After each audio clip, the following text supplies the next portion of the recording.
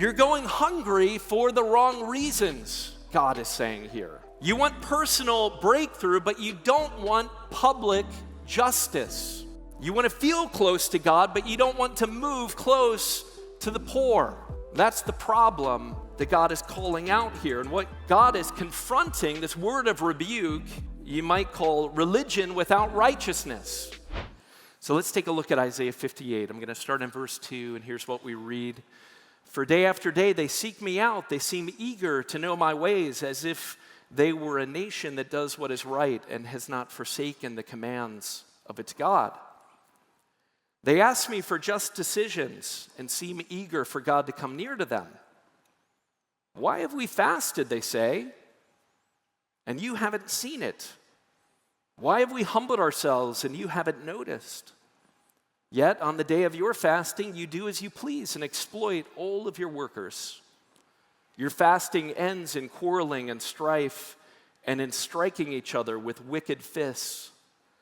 You cannot fast as you do today and expect your voice to be heard on high. Is this the kind of fast that I've chosen? Only a day for people to humble themselves? Is it only for bowing one's head like a reed and for lying in sackcloth and ashes? Is that what you call a fast? A day acceptable to the Lord? Now, the context of this passage in Isaiah 58 is the return of the Israelites from exile in Babylon. So you might be familiar or be aware that the Babylonians came in, they conquered Israel, they sacked Jerusalem, they took away the king and all of the officials and many of the people, and they went into exile in Babylon. And they were there for 70 years. And over the course of those 70 years, Zechariah tells us in Zechariah 7, verses 3 through 5, that over the course of every year for 40 years, that the Israelites prayed and fasted 2 different months, the 5th and the 7th months, for 70 years following that destruction of Jerusalem. They would fast commemorating what had happened, the loss of their city and the loss of their king, the loss of their nation and their identity and their worship of God. And they were seeking for God to move. And here they are, they're back in Jerusalem, and later in Isaiah 58, verse 12, it tells us that the city is in ruins. So the people are back, the city's in ruins, they've been praying for 70 years, and here they are again praying and fasting for God to move and to restore them, to restore the former glory of what he had done. So they ask him, why have we fasted and you've not seen it? Why have we humbled ourselves and you've not noticed? And God says, well, you fast, but you're still fighting. You humble yourselves, but you exploit your workers. You bow your head in worship, but you ignore your neighbor's pain. And that's why it feels like you're being ignored. You're going hungry for the wrong reasons, God is saying here. You want personal breakthrough, but you don't want public justice. You want to feel close to God, but you don't want to move close to the poor. That's the problem that God is calling out here. And what God is confronting, this word of rebuke, you might call religion without righteousness. You're doing all of the religious things, but you are not demonstrating righteousness. It's empty spiritual ritual and activity. It's impressive, but it doesn't transform. It doesn't change anything. It doesn't make the world any different. And he's calling them back in this chapter to true religion. And this isn't just like an old covenant thing where you hear the word religion, you're like, well, we're not religious, we're Christians, and we live under the new covenant. And James reminds us that faith without works is dead. This is, James in the New Testament. And then he reminds us what true religion is. And he says, true religion that our God, our Father accepts, is to look after orphans and widows in their distress. And so, it's appropriate for us to ask, well, how in the world does this apply to us today? We're not living in ancient Israel. We're not living in Jerusalem where the city's in ruins. What does it mean for us to live this out? I want to talk for a moment about something that I believe is deeply spiritual, and that is budgets. Budgets are deeply anxiety-producing for most of us, but they're deeply spiritual. Budgets are moral documents. They reveal what we value, do they not? Have you ever put a budget together and you leave room for things that you value, maybe like food, paying rent, maybe you get to go on vacation. Most of us budget for things that we value, what we protect. They reveal things about us, what we're willing to sacrifice and for whom we're willing to do the sacrificing. If you have children, maybe you're budgeting for them, for their future. Well, this week there's been a lot of national conversation about a budget, a bill that is going through Congress right now. And since we're here in Isaiah 58, I want to just make some comments about this. And I think that, with any bill that goes through Congress, it's usually a mixed bag. This one's called the Big Beautiful Bill, which I would love to name Vineyard Columbus the Big Beautiful Church, called the Vineyard. It's a great name. It's a great name for a bill, and it's certainly a big bill. It's a massive bill, and it's changing, day by day. And, like any bill, there's a lot of things in it, and it's a mixed bag. There are some things that are good for, everyone. For example, if you don't like paying taxes, which I personally don't like paying taxes, it's a good bill for you. And I think in that sense, it's probably everyone's like, cool, big and beautiful, I love it. But there's another question that I think we need to ask, and I think the question that the scriptures would call us to ask ourselves and our legislators is, what is in this bill for the poor?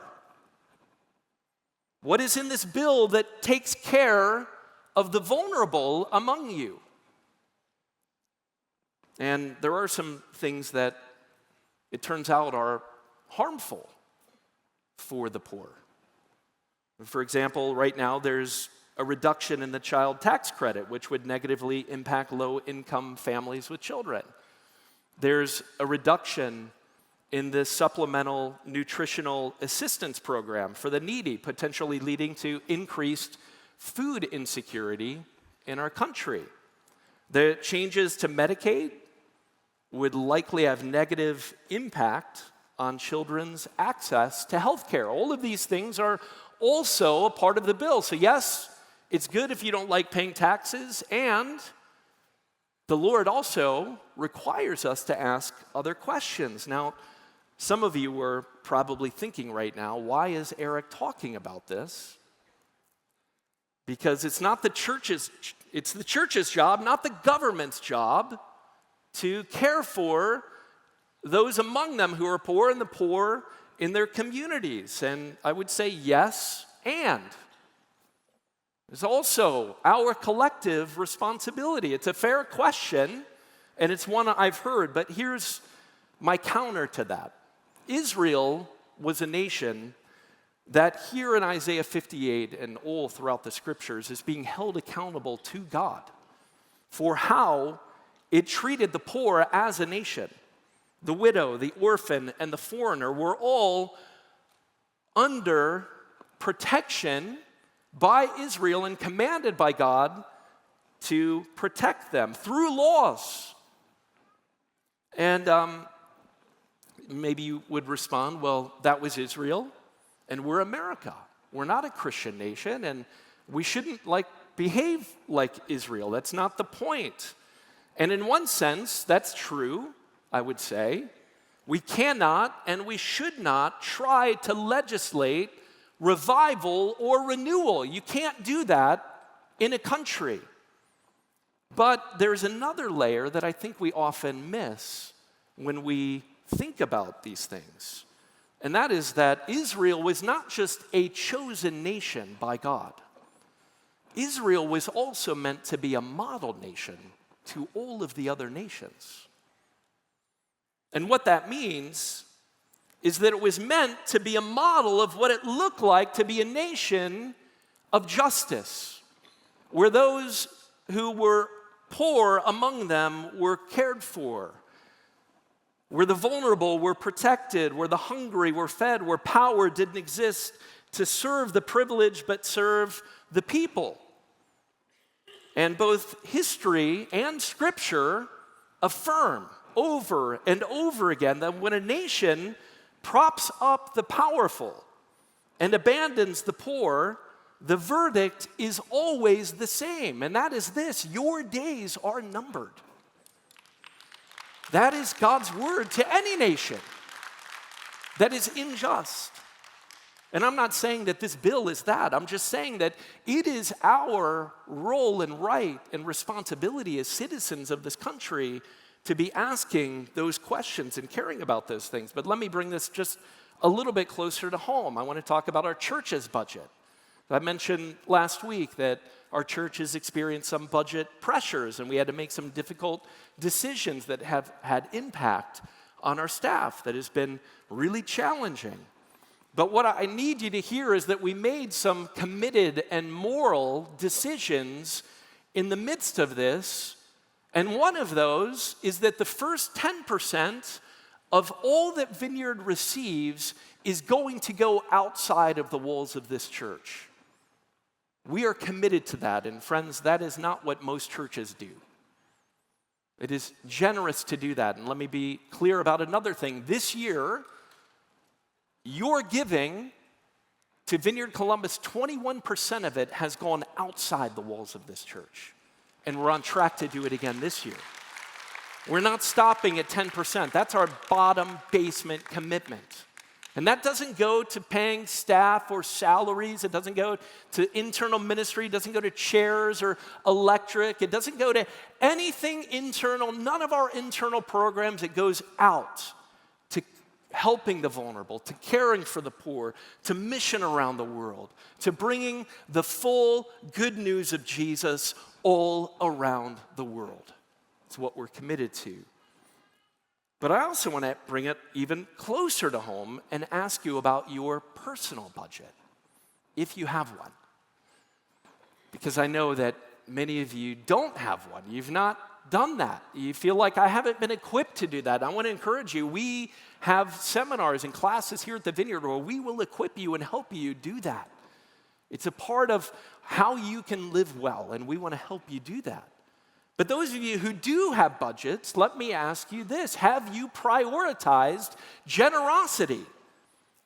Are you giving your first tenth just as we're giving our first tenth? Do you personally, you and your family, prioritize worshiping God through giving? Are you generous to the poor? Do you do it not just with what's left over, but your first fruits? And you say, God, it's yours. Everything I have is yours. And I trust you with everything.